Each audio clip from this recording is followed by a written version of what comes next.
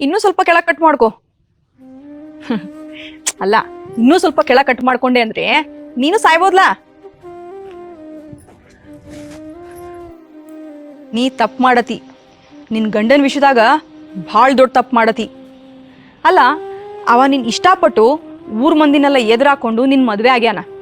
ಅವನಿಂದ ಏನು ಸಿಗತ್ತಿಲ್ಲ ಅಂತ ಇವತ್ತು ಕೋಪ ಮಾಡ್ಕೊಂಡು ಕುಂತಿಯಲ್ಲ, ನಿನ್ನಿಂದ ಅವನಿಗೇನು ಸಿಗಕತ್ತೈತಿ ಅಂತ ಒಮ್ಮೆ ಆದ್ರೆ ಯೋಚನೆ ಮಾಡಿ. ಯೋಚನೆ ಏನ್ ಮಾಡೋದು? ಅವನ ಸಂಬಂಧ ಹಗಲು ರಾತ್ರಿ ನಾ ಮನ್ಯಾಗ ದುಡಿಯತಿಲ್ಲನ್ನ. ಅಡಿಗೆ ಮಾಡ್ತೀನಿ, ಬಟ್ಟೆ ಹೋಗಿತ್ತೀನಿ, ಮನೆ ಒರೆಸ್ತೀನಿ.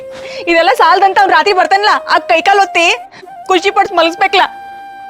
ನೀ ಅಡಿಗೆ ಮಾಡ್ತಿ, ಸಂತಿ ಯಾರು ತರ್ತಾರು? ಮನೆ ಒರೆಸ್ತಿ, ಬಾಡಿಗೆ ಯಾರು ಕಟ್ತಾರು? ಈ ಮನೆ ಕೆಲಸ ಮಾಡತೀನಿ ಅಂತ ಹೇಳ್ತೀಯಲ್ಲ, ಇದು ಯಾವುದು ಕೆಲಸ ಅಲ್ಲ, ನಿನ್ನ ಕರ್ತವ್ಯ ಐತಿ.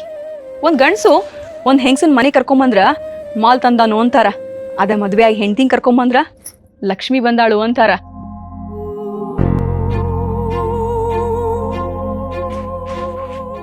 ರೊಕ್ಕ ಅಡ್ಜಸ್ಟ್ ಅದು ನಿನ್ನ ಹೆಂಡತಿ ಸಲುವಾಗಿ.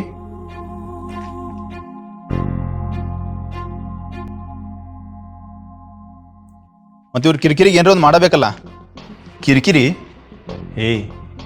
ನಿನ್ನ ಸಲುವಾಗಿ ತನ್ನ ಸರ್ವಸ್ವವನ್ನು ಬಿಟ್ಟು ಬಂದು ಹೆಣ್ಣೈತಿ ಅದು. ನಾವು ಬಿಟ್ಟು ಬಂದೀವು. ಮದುವೆ ಆಗುವಂತ ಅವ್ರ ಅವ್ವಪ್ಪ ನಿನ್ನ ಕೈ ಮುಗ್ದಿದ್ದಿಲ್ಲ, ಬದಲಿಗೆ ನನ್ನ ಮಗಳನ್ನ ಬಿಟ್ಟು ಬಿಡು ಅಂತ ನಿನ್ನ ಕಾಲು ಹಿಡಿದಿದ್ರು. ಯಾರು ತಿಂಡಿಗೆ ಮದುವೆ ಆದಿ? ಮದುವೆಗಿಂತ ಮುಂಚೆ ತಾಜ್ ಮಹಲ್ ಕಟ್ಟಿಸ್ತೀನಿ ಅಂತೀರಿ, ಇದೆ ನೀವು ಕಟ್ಸಿದ್ದು? ಅವ್ರ ಅಪ್ಪ ಅಮ್ಮ ಆಕಿನ ಹೆಂಗೆ ಸಾಕಿದ್ರು ಅನ್ನೋದು ಮುಖ್ಯ ಅಲ್ಲ. ನೀ ಹೆಂಗೆ ಸಾಕ್ಬೇಕಂದ್ರೆ ಅವಳಿಗೆ ಅವ್ರ ಅಪ್ಪ ಅಮ್ಮ ನೆನಪು ಕೂಡ ಆಗಬಾರ್ದು. ಹಂಗಂತ ಕಂಡಿದ್ದೆಲ್ಲ ಬೇಕಂದ್ರೆ ಎಲ್ಲಿಂದ ತರ ಸಾಧ್ಯ ಆಕತಿ? ಆಕಿಗೆ ಮದುವೆಗಿಂತ ಮೊದಲು ಗೊತ್ತಿತ್ತು ಆಕಿ ಬೇಡಿದ್ನೆಲ್ಲ ನಿನ್ನ ಕಡೆಯಿಂದ ಕೊಡ್ಸಕ್ಕಾಗಂಗಿಲ್ಲ ಅಂತ. ಆದರೂ ಆಕಿ ನೀನು ಇಷ್ಟಪಟ್ಟು ಬಂದ್ಲು. ಯಾಕೆ ಹೇಳು? ಯಾಕಂದ್ರೆ ಆಕಿ ನಿನ್ನ ಮನಸಾರೆ ಇಷ್ಟಪಡ್ತಿದ್ಲು. ಹಂಗಂತ ಎಲ್ಲದಕ್ಕೂ ಸಿಟ್ಟು ಮಾಡ್ಕೊಳ್ಳೋದು ಅದು ಅವಳ ಹತಾಶೆ. ಎಲ್ಲ ವಿಷಯಕ್ಕೂ ಅಳೋದು ಅದು ಅವಳ ಅಸಹಾಯಕತೆ. ಬಾಯಿಗೆ ಬಂದಾಗ ಮಾತಾಡೋದು ಅದು ಅವಳ ಸಂಕಟ.